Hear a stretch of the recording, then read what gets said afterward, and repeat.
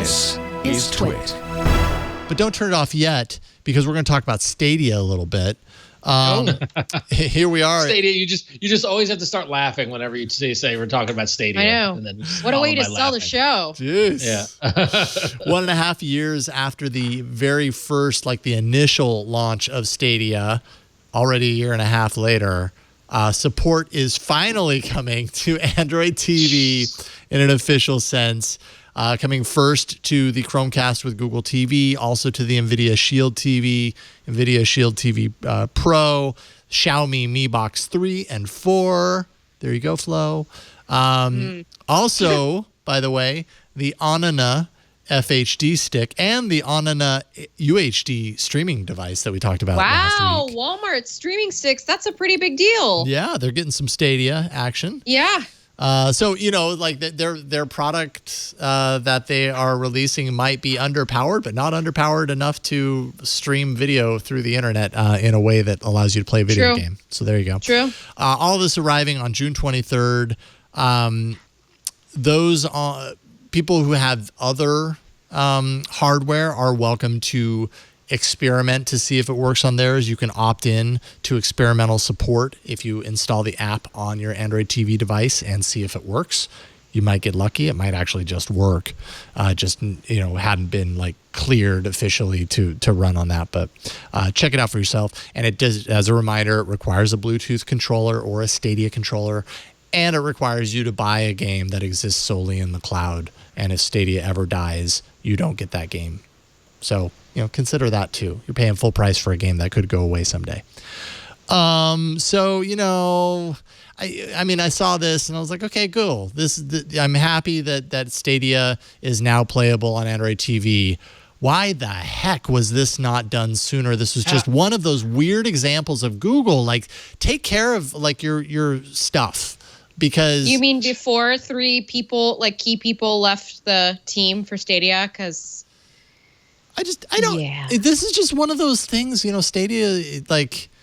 I don't want to believe that this is something that Google, released and then 2 years later kills. I don't want to believe that because I've been interested and excited about Stadia conceptually, but other companies. Let's just say Apple, because they're coming up next. Apple would generally do something in this realm and be sure that when they're launching their thing works on their other things. And Google just did not do that. They did that for some of their things, but not the living room thing, and that's where you want to play your video games. So why? I will, for the most part, Jason, you are correct, and especially in terms of the hardware side of things. But anybody who is a content creator and a podcaster who's been navigating Apple and this new podcast next chapter, it has been one of the worst rollouts I've ever seen from a company. It's been very bad. Hardware is not involved though. It is all software. It's all platform. It's all content creators and that sort of thing. But Apple is not perfect. Yeah, right. Fair enough. Absolutely. Yeah. And I don't mean to imply that for sure. But when it comes to their hardware, I feel like often that's kind of the allure and that's kind of the beauty of a lot of what Apple offers. They really are devoted to their hardware ecosystem and everything kind of running relatively fluidly and smoothly between them. And this was just seemed very glaring to me to launch Stadia in this fashion, and a year and a half later you're getting support for Android TV. It's really, or Google TV or whatever the heck they're calling it now. Why did it have to take that long? I don't get it. Where do you fall on the Stadia thing, David? I'm curious. Yeah, so I've been really mixed on this. I reviewed Stadia obviously when it first came out, and it was okay. It would play really fine for a while, and then it would have some issues after a little bit, and it's just not really consistently smooth. And I did a check-in a year later, and it was pretty much exactly the same, which was not super promising on a really good Wi-Fi connection. But the biggest thing for me that has been really glaring is I firmly think that the Google TV, the Chromecast with Google TV is one of the best $50 that you can spend ever in your tech life. I've been kind of promoting Chromecasts ever since they came out as those little, first generation dongles because they were $20. And the idea the idea of like streaming content over the internet, over a network to your thing instead of passing it over Bluetooth or something like that is just much more stable, and it feels almost magical. Like when you throw something from your phone to your TV, it still kind of feels magical in 2021, which is quite surprising. But I remember doing the briefing for the Chromecast with Google TV, and at the very end of the briefing, they asked me if there was any more questions, and I was about to log off, and I was like, wait, oh yeah, Stadia works on this, right? And they're like, it's coming soon. And I said, oh, like, and I was just like, wait, so your Chromecast 4K, which you launched like 4 or 5 years ago, is what ships with this, but your newest Chromecast that you're promoting does not work with Stadia. And they were like, yeah, it's coming soon, it's coming soon. And I was like, okay, well, hopefully it'll come soon. It didn't come soon. I'm glad it's coming now, but it didn't come soon enough. And at this point, not to say that not putting Stadia on Chromecast with Google TV was what, I don't want to say killed Stadia, because Stadia is not dead, but like Flo said, 3 core people have left recently. Many people have left over the course of basically since its inception. It's not a good look for you to not put this now major product that you sell on the newest version of the thing that is supposed to run your product on the biggest screen that you have. It's just, like you said, Jason, like, couldn't agree more. Apple kind of takes a lot of time to make sure that its products are cohesive between systems. And we actually just put a video live today that I wrote a big part of yesterday about that main thing. Google can be a lot more innovative, faster, and get stuff out faster because its teams are very siloed and they don't really have to work together. And they don't really have like this product stack that they just need to like, this team needs to make sure they talk to the other team. Like, for example, at WWDC, you get a text that has a link in it. And next time you open the Apple News app, there's a For You section that's like, there's this link of this article that you should read that you got a text from. Or the photo album does the same thing. Someone texts you and it's like For You. And it's like these apps all talk together. When was the last time a Google app talked to another Google app? That's the entire reason we have 80 different chat apps on Android, is because instead of just saying like, hey, one main chat app, why don't you have all of these other apps that need chat link into the main chat app? They just add chat into their own app because they think it's easier, because their teams don't coordinate. And like when the Stadia team is not coordinating with the Chromecast team, which is the main platform that you're meant to run Stadia on, you have a problem. Yeah. And you just need... So it's a little bit of a catch-22, because like I said, the silo teams can lead to some really amazing products. I think Google has put out some stuff that Apple would never be able to put out in a timely manner or, get better over a faster period of time.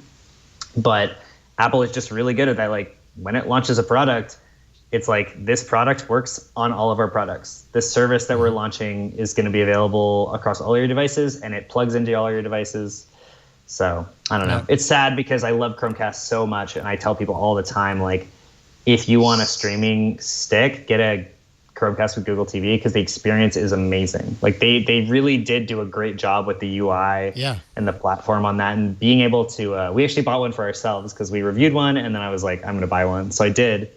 Being able to like press the Google Assistant button and say, I want to watch this show, and it shows you what service it is on across like all of the services, and then you can just log in through the Android TV app and you're there.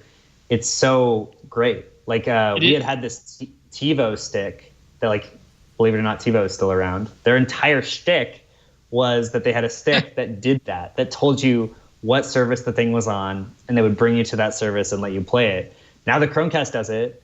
So the Chromecast lets you use all these other streaming services, but then also just throw things from your phone onto your TV. It's just like this ultimate magical hub that works with all streaming, and it even has Apple TV support now. So I really don't see a reason not to have one.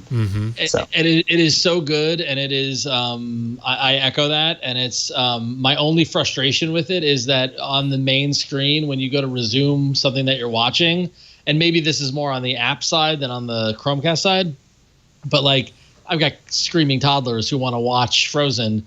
And when I hit resume from the Chromecast screen, it goes into Disney Plus, but it still makes me identify which profile I'm logging in as. And so it's like, no, just remember that I'm on this profile and keep it. I even got rid of a profile on the app just to see if it would bypass it, but it wouldn't. And the same thing with HBO Max, like a lot of these apps that now have like who's watching, we're going to cater the experience. That is like one obstacle to actually getting to the content from that Chromecast experience. But I'm sure it will evolve, and as they figure out how to work with it. But the whole thing about Stadia and Chromecast, and like what at the end of the day, when Flo eventually writes a book about all this stuff in like 10 years, I'm sure she will. The story will be that Google had a ton of potential and they couldn't help themselves get to the finish line. The left hand never knows what the right hand is doing. They don't know how to coordinate. They don't know how to have a consolidated product that like has that vision, and goes back to Jason what you're saying that Apple has been able to do, right? Because they're just so focused on we're doing this thing and we're not thinking, when you think about the potential of that Chromecast stick